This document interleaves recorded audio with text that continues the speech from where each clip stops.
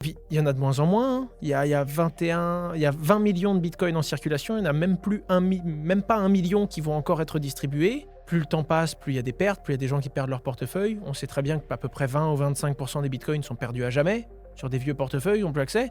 Donc c'est une ressource qui est de plus en plus fiable, de plus en plus comprise et toujours limitée. Dans un monde où tu regardes la supply des monnaies, tu sais que l'euro ou le dollar, ils en impriment à tout bout de champ et du coup, naturellement, tu crées une dévalorisation sur le temps long. Naturellement, si c'est pas Bitcoin qui prend de la valeur, c'est les monnaies qui vont perdre de la valeur. Donc tu sais que Bitcoin va se valoriser. La question, c'est quand.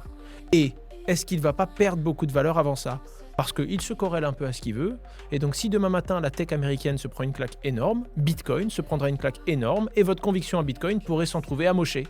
Alors qu'en vrai, il peut faire moins 30% demain parce que Nvidia ou je ne sais quelle action dévisse, ça n'a aucun rapport avec l'actif. Et quand il va se recorréler à une vraie raison, le Covid, les gens paniquent, les gens ont peur, les gens liquident, tu veux risk-off. Quand tu vois une grosse panique, les gens ont vendu massivement dans leur portefeuille, Bitcoin tombe à 3700 $. Bitcoin, rien à voir avec ce qui se passe.